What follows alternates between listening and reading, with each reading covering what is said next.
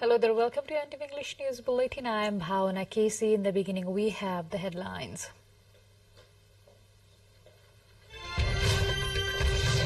Party President Dewa elected as the Congress's parliamentary party leader, garnering 64 votes. His contender Thapa receives 25 votes. President Bhandari to administer the oath of office to the newly elected senior-most House member Rana today. Rana to administer the oath of office to other members tomorrow. Since Russia began invasion in February. And World Cup winners Argentina receive heroes welcome upon arriving home. Huge crowds force U.S. authorities to award victory parade.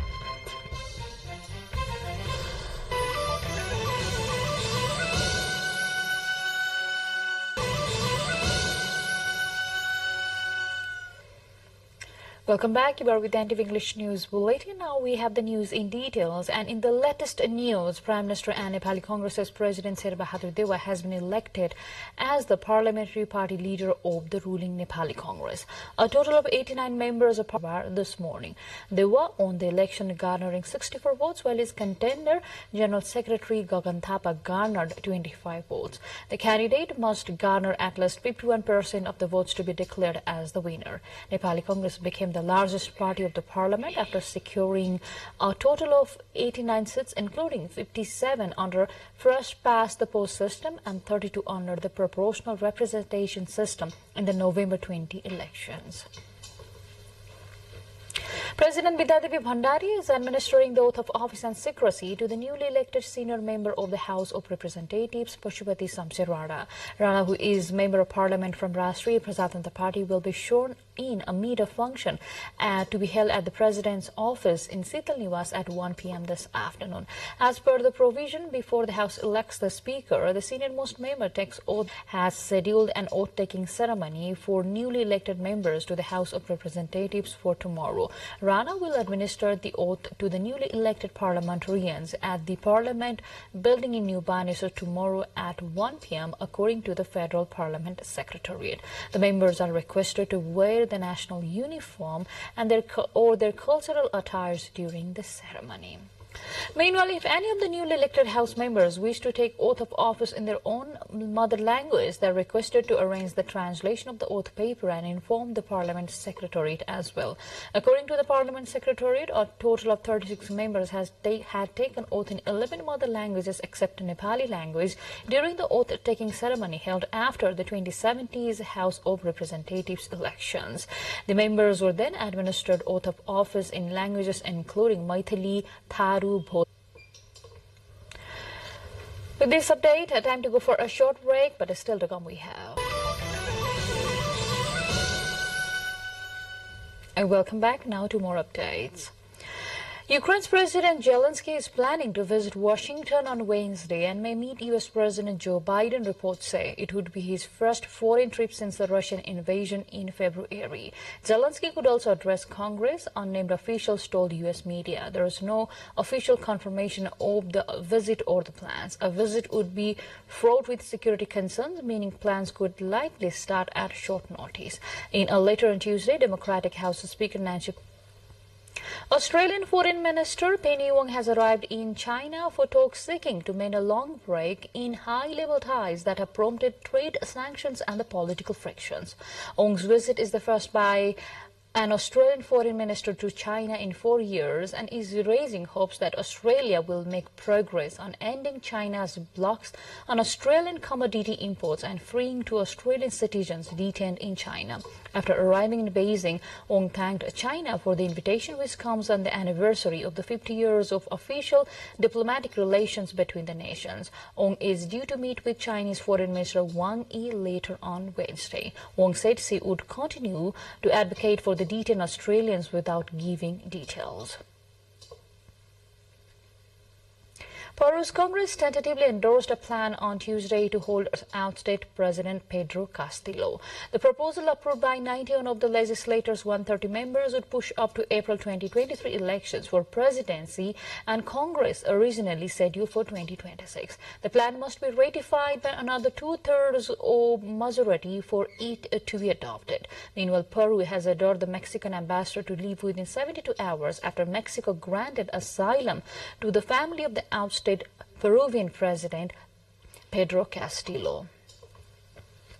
More updates lined up on the other side, but before that, let's have what we have coming up next. Welcome back. Now to more updates. Migrants gathered at the Mexico-U.S. border as pandemic-era restrictions were due to expire. Tensions remain high at the border amid uncertainty over the future of the restrictions, with the Biden administration asking the Supreme Court not to lift the limits before Christmas. The U.S. government made its plea in a filing a day after Chief Justice John Roberts issued a temporary order to keep the pandemic-era limits on migrants in place. Migrants have been denied rights to seek asylum under U.S. and international law 2.5 million times since March 2022 on grounds of preventing the spread of COVID-19 under a public health rule called Title 42. Heavy snow in western Japan has stranded hundreds of vehicles on highways on Wednesday night while causing power outages in the cities of Niigata Prefecture west of Fukushima. A 27-year-old woman in the area was found dead in a car on Tuesday. She reportedly died of carbon monoxide intoxication after staying in the car overnight to keep herself warm.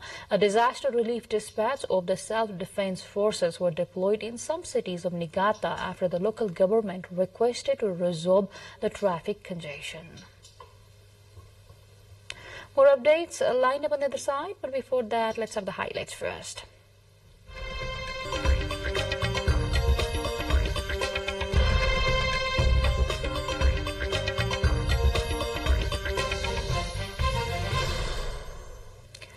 Chinese and Russian navies will hold a joint naval exercise named Joint Sea 2022 in waters of the East Sea from Juaoshan to Taizhou of East China's Zhejiang province. Eastern Theater Command and Northern Theater Command, involving Type 052D destroyers, Batao and Jinan naval frigates, and Binzhao and Anqing supply ship Guangzhou, one submarine, two early warning aircraft, two anti-submarine patrol aircraft, and three seaboard helicopters. The Russian forces include guided missile cruiser Varag, anti-submarine ship Marshal, corvettes, and the supply ship Pechenga.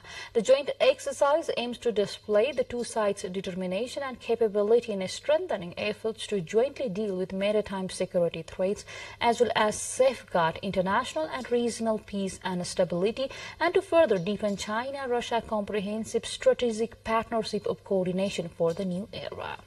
Now to sports.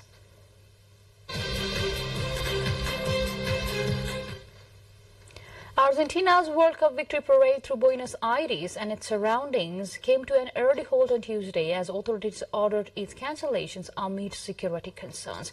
Huge crowds took to the streets of the capital. Areas of downtown Buenos Aires were packed full with supporters, partying, all wanting to celebrate the national team's third World Cup win and catch a glimpse of their heroes. Local news agencies estimated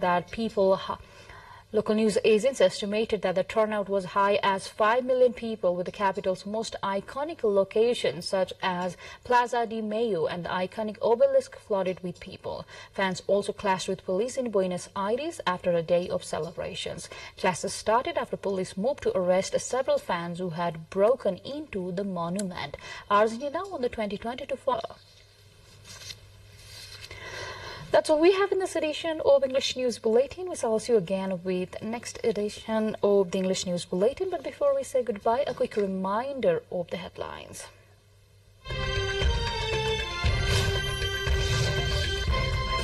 Party President, they were elected as the Congress's parliamentary party leader of Nepali Congress, garnering 64 votes. His contender Thapa receives 25 votes. President Bhandari to administer the oath of office to the newly elected senior-most House member Rana today. Rana to administer the other members the oath of office tomorrow. Zelensky preparing to visit Washington today, trip to be his first known outside Ukraine since Russia began invasion in February. And the World Cup winners, Argentina received heroes welcome upon arriving home. Huge crowd. That's all we have in this edition of English News Bulletin. We shall see you again with the next round of English Bulletin at 6 in the evening. Till then, have a great time ahead and do stay tuned with us. Namaste.